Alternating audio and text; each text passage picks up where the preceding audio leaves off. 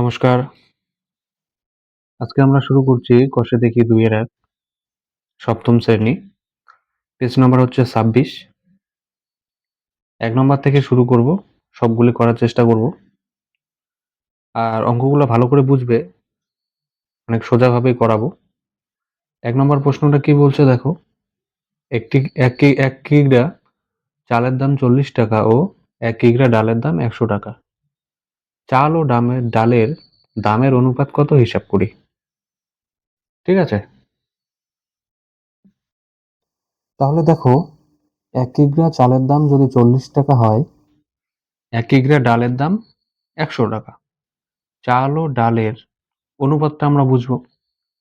তাহলে চালের দাম কত আছে? ৪০।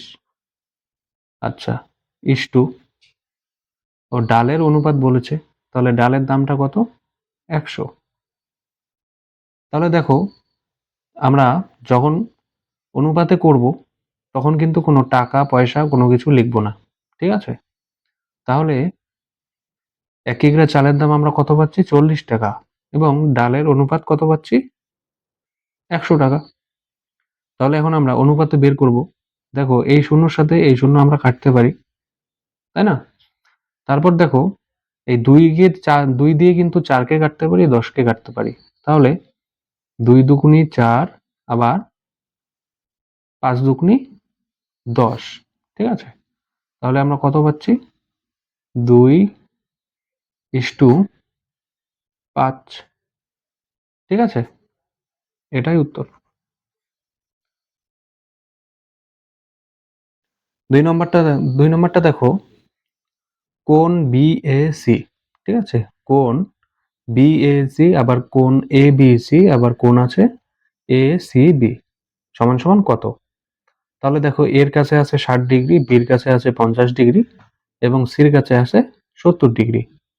তাহলে আমরা লিখতে পারি বিএসি। এখানে আছে বিএসি। তাহলে বিএসি কিন্তু দেখো এ সবার প্রথমে হয় না। ঠিক আছে? তাহলে আমরা এখানে ৬০ ধরতে পারি। খাতায় এভাবে তুলতে লিখতে পারি আমরা যে সমান সমান বিএসি বলছে না? তাহলে বিএসি এই যে এর কাছে কত আছে? ৬০ ডিগ্রি। ডিগ্রিটা লিখব না। ঠিক আছে? ইস্টু তারপরে কি বলছে দেখো এবিসি তাহলে বির কাছে কত আছে? ৫০। তারপরে দেখো সির কাছে কত আছে? এসিবি আমরা এখানে লিখতে পারি এসিবি সির কাছে কত পাচ্ছি আমরা? ৭০। ঠিক আছে? তাহলে আমরা শূন্য শূন্য কেটে দিতে পারি। এই শূন্য এই শূন্য এই শূন্য। তাহলে আমরা সমান সমান কত পাচ্ছি? ৬:৫:৭। এটাই উত্তর। ঠিক আছে? ৩ নম্বরটা দেখো একটি পেন্সিলের দাম ৩ টাকা ও একটি লজেন্সের দাম ৫০ পয়সা। একটি পেন্সিল ও একটি লজেন্সের দামের অনুপাত হিসাব করে লিখি। তোমরা জানো যে টাকার সঙ্গে টাকা সম্পর্ক রাখে এবং তাহলে এখানে দেখো টাকা আছে এদিকে আবার পয়সা আছে। তাহলে নিশ্চয়ই আমরা টাকাটাকে পয়সা করতে পারি, না হয় পয়সাটাকে আমরা টাকা করতে পারি। তাই তো? যেকোনো একটা করতে হবে। তাহলে আমরা যেটা সহজ হবে সেটাই করব। তাহলে দেখো ৩ টাকা আর ৫০ পয়সা। ঠিক আছে? তাহলে আমরা অবশ্যই এই টাকাটাকেই পয়সা করে নেব। তাহলে আমরা সহজভাবে করতে পারি। ঠিক আছে? তাহলে দেখো একটি পেন্সিলের দাম হচ্ছে ৩ টাকা। তাই তো? তাহলে আর একটি লজেন্সের দাম ৫০ পয়সা। তাহলে আমরা টাকাটাকে আমরা পয়সায় পরিণত করব। তাহলে যদি আমরা টাকাটাকে পয়সায় পরিণত করি তাহলে আমরা কত পাচ্ছি দেখো এখানে। তো আমরা জানি যে ১০০ পয়সায় ১ টাকা। তাই তো? তাহলে আমরা ১০০ দিয়ে যদি ৩ কে গুণ করি আমরা কত পাবো? ৩ ১০০ ৩০০ পয়সা। তাই না? তাহলে আমরা এখানে ৩ টাকার জায়গায় কত লিখতে পারি? ৩০০ পয়সা। ঠিক আছে? এখন দেখো একটি পেন্সিলের দাম যদি ৩০০ পয়সা হয় আর একটি লজেন্সের যদি ৫০ পয়সা হয় তাহলে দুটো দামের অনুপাত কত? তাহলে আমরা লিখতে পারি প্রথমত 300 পয়সা, এখানে আমরা কিছু লিখবো না, শুধু এমনি 300 লিখে দেব, ইস্টু 50 পয়সা, এখানে আমরা 50 পাচ্ছি। তাহলে দেখো একটা শূন্য আমরা তুলে দিতে পারি। তারপর আমরা কত পাচ্ছি? 30 ইস্টু আর হচ্ছে এখানে 5। তাহলে আমরা 5 দিয়ে কাটতে পারি না 30 কে? 5, 6, 30 আর এখানে কিছু নেই মানে কি? 1। তাহলে আমরা কত পাচ্ছি? 6:1। এটাই আমরা উত্তর পাচ্ছি। ঠিক আছে? বুঝতে অসুবিধা হলে অবশ্যই কমেন্টে জানাবে। 4 নম্বরটা দেখো কি বলছে, একটি আধুলি, তারপর কি বলছে, একটি 1 টাকা ও একটি 2 টাকা মুদ্রার মূল্যের অনুপাত লিখি। ঠিক আছে? তাহলে দেখো একটি আধুলি বলতে কি বুঝি আমরা? 50 পয়সা। একটি আধুলি বলতে বুঝি আমরা 50 পয়সা। তারপর দেখো একটি 1 টাকা। একটি 1 টাকা কত পয়সা পাই আমরা? 100 পয়সা। আবার একটি 2 টাকা। তাহলে 2 টাকা আমরা নিশ্চয়ই 200 টাকা পাবো, 200 পয়সা পাবো। তাহলে এই 3টার অনুপাত বের করতে বলছে। ঠিক আছে? দেখো কিভাবে। দেখো আমরা এভাবে লিখতে পারি যে একটি আধুলি হচ্ছে 50 পয়সা, একটি 1 টাকা। তাহলে আমরা জানি যে 1 টাকাটাকে আমরা 100 পয়সা করে নিব। তাহলে 1 টাকা গুণন 100, তাহলে সমান সমান আমরা কত পাচ্ছি? 100 পয়সা। তাই তো? 2 নম্বরটা সরি, তারপরে কি বলছে দেখো, একটি 2 টাকা সমান সমান কত? 2 টাকাকে আমরা 200 দিয়ে 100 দিয়ে গুণ করলে কত পাচ্ছি আমরা? 200। তাহলে টোটাল কত হলো? 200 পয়সা। ঠিক আছে? এখন কি বলছে দেখো, একটি আধুলি, একটি 1 টাকা ও একটি 2 টাকা মুদ্রার অনুপাত। ঠিক আছে? তাহলে অনুপাতে আমরা কি করতে পারি? এই 50 প্রথমে আছে কি আধুলি, তাহলে আমরা প্রথমে 50 টা লিখব। তারপরে অনুপাত দিব। তারপরে কি বলছে দেখো 100 পয়সা, তাহলে আমরা এখানে 100 লিখব। তারপরে আবার অনুপাত দিতে পারি। তারপর কি বলছে দেখো 200 পয়সা। তাহলে আমরা এখানে 200 পয়সা। পয়সা-টয়সা এগুলা কিছু বসাবো না, শুধু ডিজিট গুলো লিখে রাখবো। ঠিক আছে? তাহলে দেখো আমরা এখানকার একটা শূন্য, এখানকার একটা শূন্য, এখানকার একটা শূন্য কাটতে পারি। তাই না? তাহলে দেখো এখন আমরা কাটাকাটিও করতে পারি, মানে কমিয়ে আনতে পারি। তাহলে দেখো ৫ দুগুনি কত পাচ্ছি আমরা? ১০। আচ্ছা, ৪ ৫ আমরা ২০ পাচ্ছি। তাই তো? এখানে ২০ পাচ্ছি আমরা। আর এখানে ৫ এর এখানে দেখো কিছু নেই। কিন্তু তাহলে আমরা এখানে কি লিখতে পারি? ১ লিখতে পারি। তাহলে দেখো ১, তারপরে অনুপাত, তারপরে ২:৪। তাহলে আমরা টোটাল কত পেলাম? ১:২:৪। আমরা এটাই উত্তর বলতে পারি। ঠিক আছে না? ৫ নম্বরটা দেখো, উমার বয়স ১২ বছর ৬ মাস। আচ্ছা, রাতুলের বয়স ১২ বছর ৪ মাস ও নূরজাহানের বয়স ১২ বছর হলে ওদের ৩ জনের বয়সের অনুপাত কত লিখি? তাহলে দেখো এখানে বছর আর মাস বলছে। আবার এখানেও বছর মাস। আর আবার এইদিকে একটা দেখো ১২ বছর বলছে শুধু। তাহলে আমরা জানি যে টাকা টাকার সঙ্গে সম্পর্ক রাখে, পয়সা পয়সার সম্পর্ক রাখে। তাহলে নিশ্চয়ই এখানে বছর বছরের সম্পর্ক রাখবে, না হয় মাস মাসের সম্পর্ক রাখবে। তাহলে দেখো আমরা যদি মাসে যাই তাহলে মাসেরটা সহজভাবে করতে পারি। আর যেহেতু বছরে যাই তাহলে একটু কঠিনভাবে হয়। তাই না? তাহলে আমরা মাসের দিকেই যাচ্ছি। তাহলে দেখো উমার বয়স ১২ বছর ৬ মাস, রাতুলের বয়স ১২ বছর ৪ মাস, আবার নূরজাহানের বয়স ১২ বছর। তাহলে আমরা ১২ বছর ৬ মাস, তাহলে আমরা কি করতে পারি? এখানে আমরা যদি ১২ বছর আছে, তাহলে ১ বছরে কত মাস? ১২ মাস। তাহলে ১২ দিয়ে ১২ কে গুণ করতে পারি। তাই না? তাহলে ১২ দিয়ে যদি আমরা ১২ কে গুণ করি, তাহলে কত পাচ্ছি? ২ দুগুণে ৪, ২ অক্ষে ২। আবার এখানে গুণন চিহ্ন দিয়ে ২ অক্ষে ২, এককে ১। তাহলে দেখো এখানে ৪, ২ ২ ৪ আর এখানে ১। তাহলে এখানে পাচ্ছি আমরা ১৪৪ মাস। আর সঙ্গে এখানে দেখো ৬ মাস আবার আছে। তাহলে যোগ আমরা এখানে যদি 6 দিতে পারি তাহলে টোটাল কত হচ্ছে? 150 মাস, তাই না? তাহলে এখানে আমরা লিখতে পারি সমান সমান 150 মাস। হলো?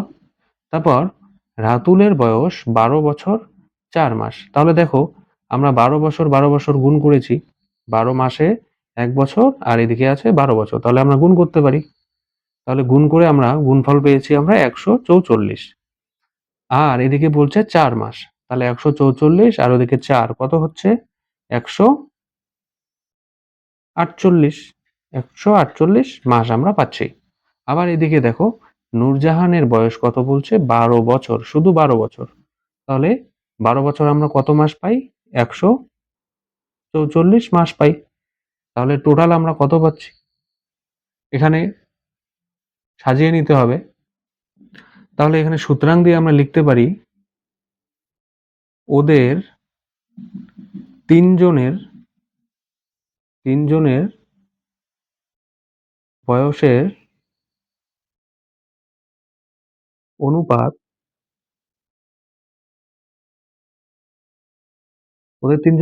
অনুপাত কত হতে পারে দেখো। প্রথমটা উমার বয়সের অনুপাত আমরা লিখতে পারি 150 মাস। তারপরে আমরা অনুপাত দিতে পারি। তারপর দেখো রাতুলের বয়স কত আছে? 148 মাস। 148 মাস দিতে পারি। তারপর নূরজাহানের বয়স কত বলছে? নূরজাহানের বয়স 144 মাস, তাই না? তাহলে 144 মাস আমরা দিতে পারি। দেখো এগুলা আমরা এই সংখ্যাগুলোকে যদি আমরা 2 দিয়ে কাটাকাটি করতে পারি তাহলে দেখো কত দাঁড়ায়। যদি আমরা এখানে 75 দেই, 75 দুগুনি আমরা কত পাচ্ছি? 75 দুগুনি পাচ্ছি 150। তারপরে আমরা ইস্টু দিতে পারি। তারপরে আবার দেখো 74 দুগুনে 148 পাচ্ছি, তাই না? তারপর অনুপাত দিয়ে দেখো 72 দুগুনি 144। তাহলে 72 দুগুনি 144। তাহলে টোটাল আমরা কত পেলাম? 75:72 তাহলে তিনজনের বয়সের অনুপাত আমরা এটা বের করলাম। ঠিক আছে, এটাই উত্তর। 6 নম্বরটা দেখো সমকোণী সমদ্বিবাহু ত্রিভুজের কোণগুলির অনুপাত কত? তাহলে আমরা এটাকে প্র্যাকটিক্যালে করতে দেখো সমকোণী সমদ্বিবাহু ত্রিভুজের কোণের অনুপাত আমরা এভাবে করতে পারি। প্রথমত আমরা একটা সমকোণী সমদ্বিবাহু ত্রিভুজ আঁকাই নেব, ঠিক আছে? তোমরা দেখতে পাচ্ছ এখন এই যে কোণটা আছে এই কোণটার মান কত আছে? 90 ডিগ্রি, তাই তো? এই কোণটার মান কত? 90 ডিগ্রি। আর দেখো সমদ্বিবাহুর কথাও কিন্তু বলেছে। তাহলে সমদ্বিবাহু যেহেতু বলেছে সেহেতু এই দাগটা আর এই দাগটা, ঠিক আছে, এই দুটো কোণের মান কিন্তু আমরা সমান পাই। বুঝতে পারলে? এই দুটো কোণেরও মান আমরা কিন্তু সমান হয়। তারপর বুঝো যে এই দুটো এই একটা ত্রিভুজের তিনটি বাহুর কত হয় জানো? 180 ডিগ্রি। তিনটি বাহু কত? 180 ডিগ্রি। তাহলে 180 ডিগ্রির থেকে যদি একটা 90 ডিগ্রি চলে যায় তাহলে কত থাকছে? 90 ডিগ্রি, তাই না? একটা বাহুর থেকে তিনটা বাহুর থেকে একটি বাহু যেহেতু 90 ডিগ্রি হয় তাহলে এই দুটো কত পাচ্ছি আমরা? 90 ডিগ্রি। এখানে কত আছে? 90 ডিগ্রি। 180 থেকে 90 চলে গেছে আর আমরা পাচ্ছি কত? 90 ডিগ্রি, তাই না? তাহলে 90 ডিগ্রি যেহেতু পাই সেহেতু দেখো এই দুটি কোণের মান যেহেতু আমরা 90 ডিগ্রি তাহলে এই দুটি কোণ তাহলে আমরা এখানে 2 ভাগ করে দিতে পারি। তাহলে আমরা কত পাচ্ছি? 45 ডিগ্রি। বুঝতে পারছো তো নাকি? তাহলে দেখো এই যে কোণটা আছে এটা আমরা কত পেলাম? 45 ডিগ্রি। আর এই কোণটা কত পাচ্ছি আমরা? 45 ডিগ্রি।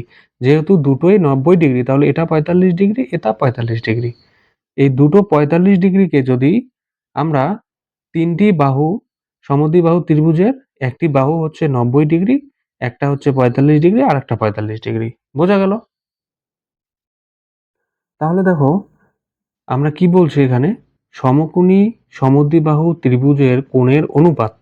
তাহলে প্রথমটা আমরা কত পাচ্ছি, 90 ডিগ্রি। তারপরে হচ্ছে, সরি 90 ডিগ্রিটা দিতে হবে না, তারপরে অনুপাত, তারপরে কি বলছে 45, তারপরে আরেকটা কি বলছে, আরেকটা কোণ বলছে 45। তাহলে আমরা তিনটে সমকোণী সমকোণী সমদ্বিবাহু ত্রিভুজের মান পেলাম। এখন দেখো এই 90 যে আছে, আমরা 45 দিয়ে তো কাটতে পারি, তাহলে 45 দুগুণী 90, তাই না?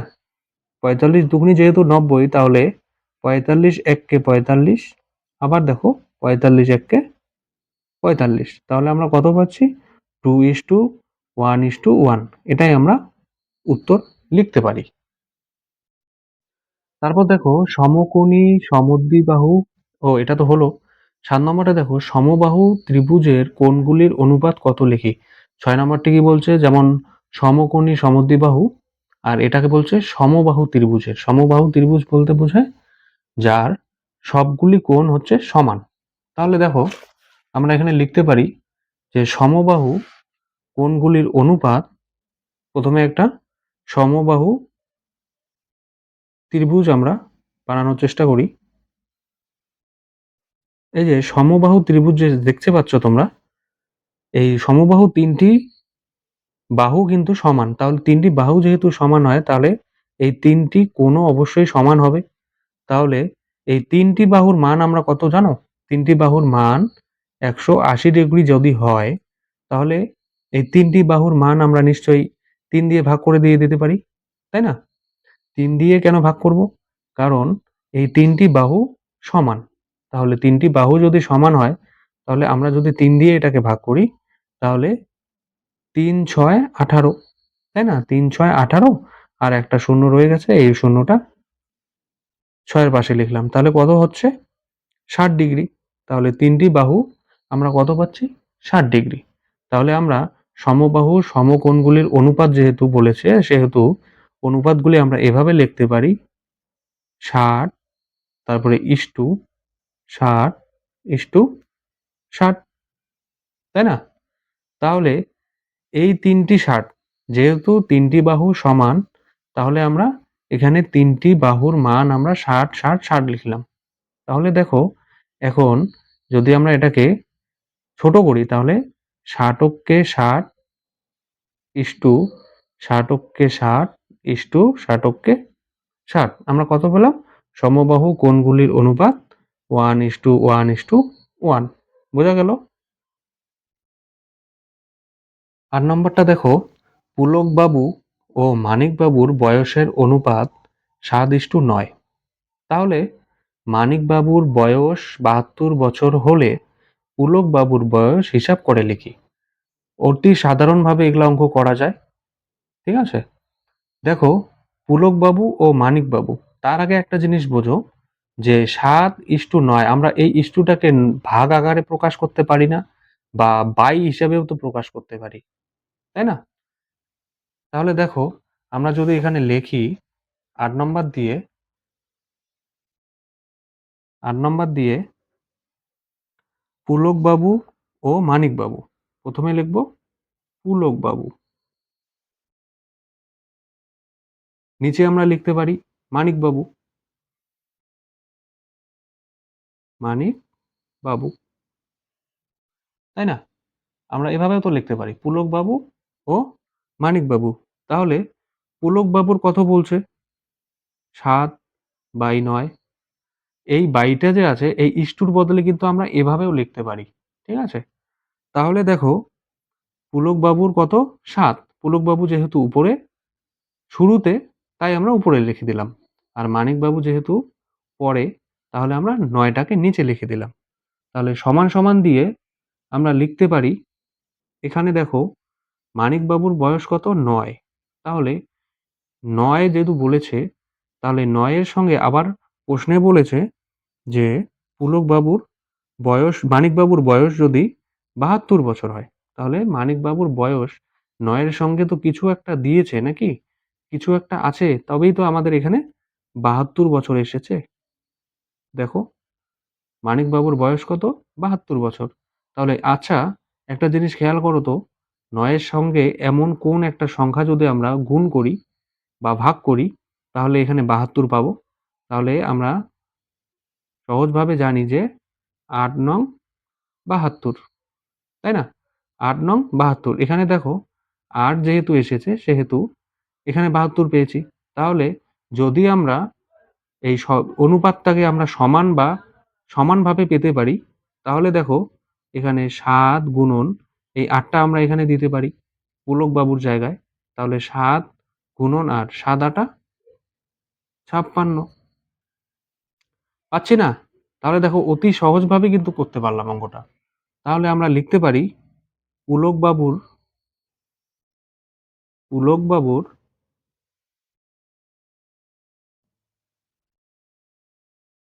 বয়স পুলকবাবুর বয়স কত বছর? ৫৬ বছর। তোমরা একটা জিনিস খেয়াল করো, এই যে ৮ নাম্বারের প্রশ্নটা, ৯ নম্বর প্রশ্নটা, ১০ নম্বর প্রশ্ন না। এই ৩ টাই কিন্তু একই রকম। যদি তোমরা ৮ নম্বরটা ভালো করে বুঝে রাখো, অবশ্যই ৯, ১০ তোমরা করতে পারবে। ৯ নম্বরটা কি বলছে? দুটি বইয়ের দামের অনুপাত ২:৫। প্রথম বইটির দাম ৩২.২০ টাকা হলে দ্বিতীয় বইটির দাম হিসাব করে লিখি। ঠিক এই ৮ নম্বরটার মতন করে আমরা করব। তাহলে দেখো, প্রথম বই, তারপর দ্বিতীয় বই লিখতে পারি, তাই না?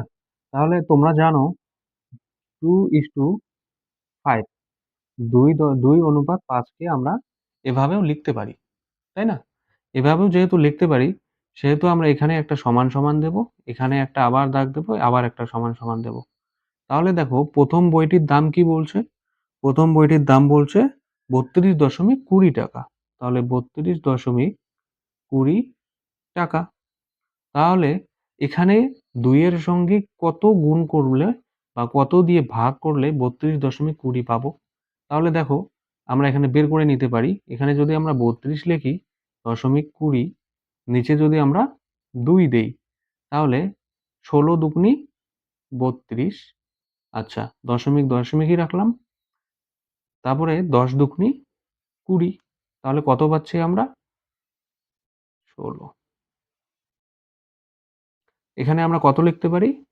১৬.১০, তাই না? তাহলে ঠিক একইভাবে আমরা এই ৫ এর সঙ্গেও আমরা যদি অনুপাতটাকে ঠিকঠাক রাখতে পারি, তাই না? তাহলে ৫ এর সঙ্গে আমরা এই ১৬.১০ দিয়ে গুণ দিতে পারি, তাই না?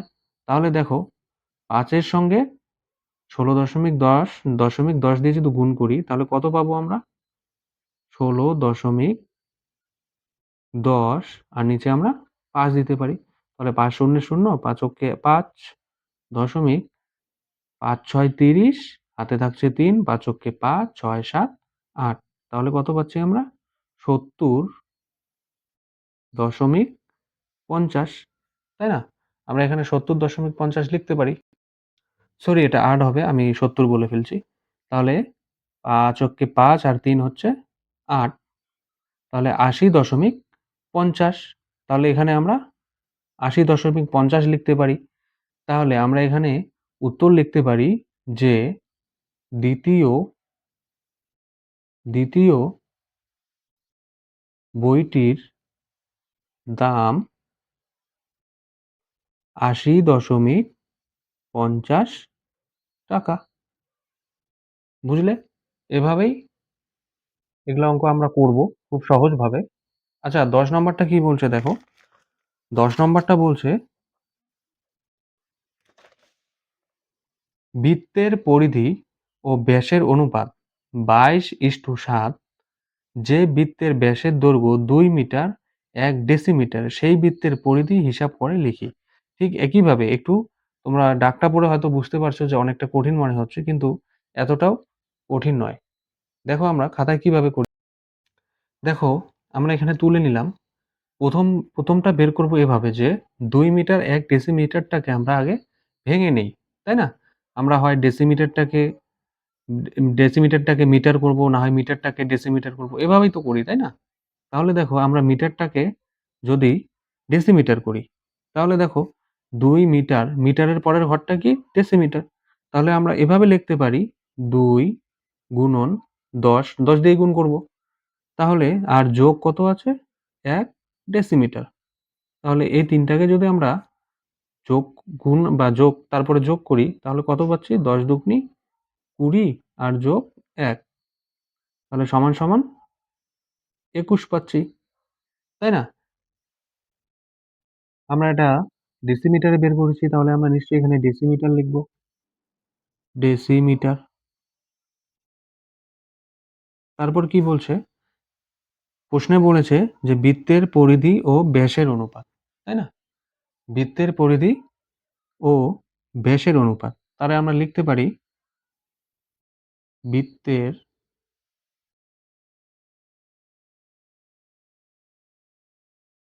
বৃত্তের পরিধি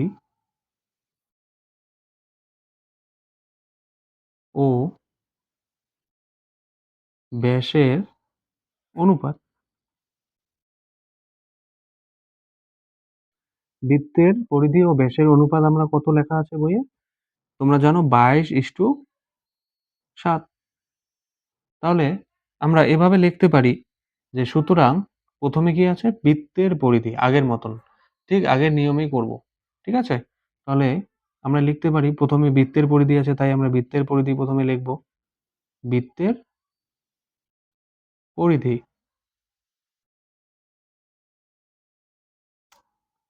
বৃত্তের পরিধি আর পরে কত আছে? ব্যাসের অনুপাত। তাহলে নিচে আমরা লিখতে পারি ব্যাসের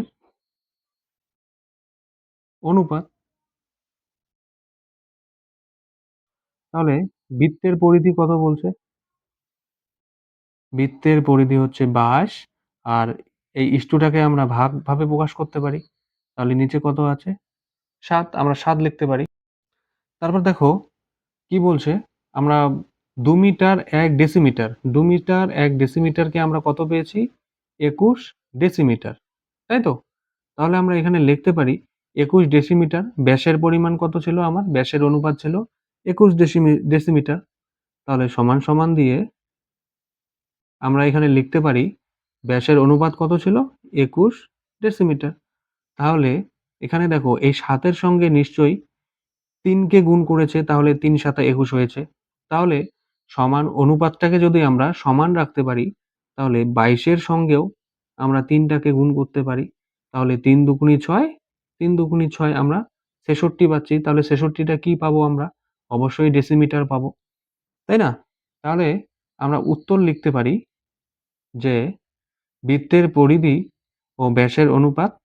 তাহলে এটা তো আমরা এভাবে লিখছি। তাহলে উত্তরটা আমরা এভাবে লিখতে পারি। তাহলে আমরা এখানে লিখতে পারি বৃত্তের পরিধি, বৃত্তের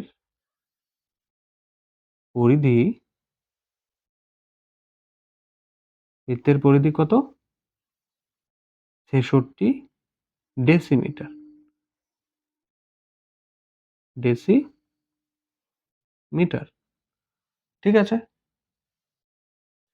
১১ নম্বরটা দেখো, আমাদের সপ্তম শ্রেণীতে ১৫০ জনের মধ্যে ৯০ জন, তার মানে কি?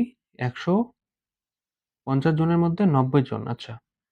ও ষষ্ঠম শ্রেণীতে ১৪০ জনের মধ্যে ৮০ জন অঙ্কন প্রতিযোগিতায় নাম দিয়েছে। অনুপাতে প্রকাশ করে দেখি কোন, কোন শ্রেণীতে প্রতিযোগী বেশি। ১৫০ জন, ৯০ জনের মধ্যে মোট ছাত্র কতজন? সপ্তম শ্রেণীতে ১৫০ জন। তার মধ্যে ৯০ জন প্রতিযোগিতায় নাম দিয়েছে। আচ্ছা। ষষ্ঠম শ্রেণীতে কি বলছে দেখো, ১৪০ জনের মধ্যে ৮০ জন অঙ্কন প্রতিযোগিতায় নাম দিয়েছে।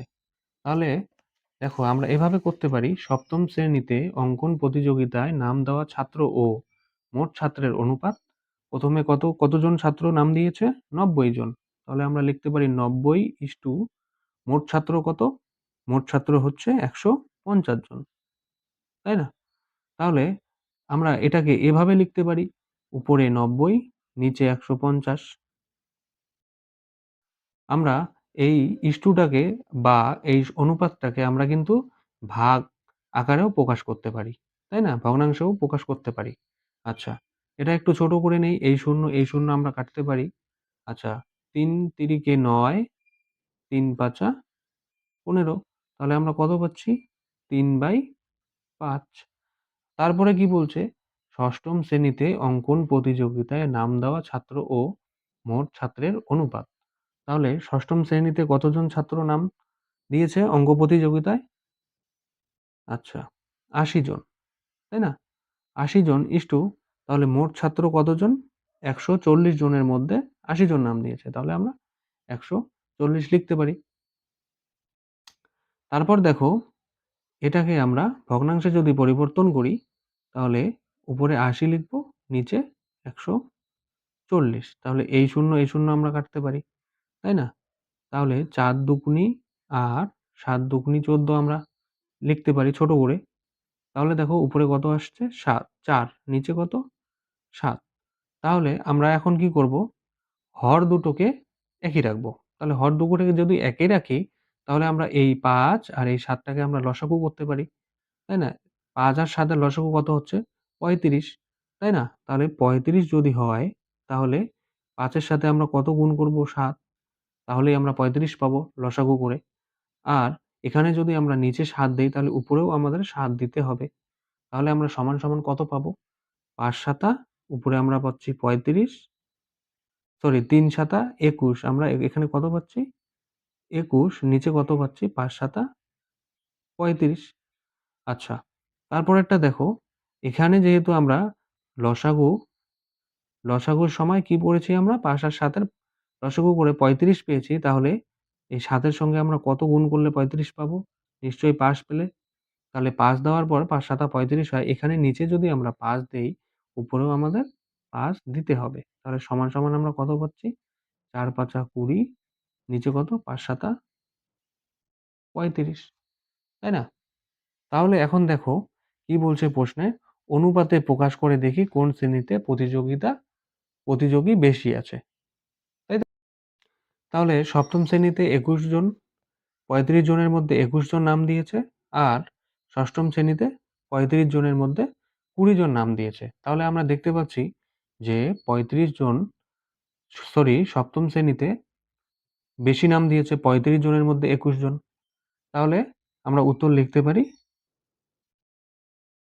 ২১:৩৫, তাই না? অনুপাতে আমরা প্রকাশ করতে বলেছে, আমরা অনুপাতে প্রকাশ করে দিলাম। এটাই উত্তর। ১২ নম্বরটা দেখো, দুটি সংখ্যার অনুপাত 5:7 এবং সংখ্যা দুটির গসাগু ১৩ হলে সংখ্যা দুটির কি, কি? তার মানে আমরা এভাবে লিখতে পারি, দেখো, সংখ্যা দুটির অনুপাত 5:7 লিখেছি এবং গসাগু ১৩। ওকে। আচ্ছা, একটি সংখ্যা আরেকটি সংখ্যা হচ্ছে অপর সংখ্যা। এখানে আমরা লিখে দিব অপর সংখ্যা। তাই না? তাহলে একটি সংখ্যা কত? 5:7 আর গসাগু কত? ১৩। তার মানে একটা জিনিস দেখো, একটি সংখ্যা কত? ৫। এই ৫ টাকে যদি আমরা এখানে লিখি, তাহলে ১৩ দিয়ে গুণ করব। তাই না? একটি সংখ্যা কত? ৫। তাহলে আমরা এই গসাগু কত দিয়ে করেছে? ১৩ দিয়ে। তাহলে আমরা এখানে সাধারণভাবে ১৩ টা দিতে পারি। তাহলে কত পাচ্ছি আমরা? ৫-১৩ ৬৫। আর অপর সংখ্যাটি দেখো, অপর সংখ্যাটি কত? ৭। তাহলে আমরা এখানে ৭ লিখে গুণন এই ১৩ দিয়ে গসাগু করেছে, তাহলে ১৩ আমরা লিখতে পারি। তাহলে ৭-১৩ ৯১। তাহলে আমরা কত পাচ্ছি? ৭-১৩ ৯১। হলো? তাহলে আমাদের প্রশ্নে কি বলেছে? দুটি সংখ্যা কি, কি? তাহলে এখানে আমরা লিখতে পারি, সুতরাং সংখ্যা দুটি হবে সংখ্যা দুটি সংখ্যা দুটি হবে ৬৫ এবং ৯১। এটাই আমরা উত্তর লিখতে পারি। ঠিক আছে? আজকে এই পর্যন্তই। যারা চ্যানেলে নতুন অবশ্যই সাবস্ক্রাইব করবে। লাইক, কমেন্ট, শেয়ার অবশ্যই করবে। আর কোথাও যদি বুঝতে অসুবিধা হয় অবশ্যই কমেন্টে জানাবে। জয় হিন্দ।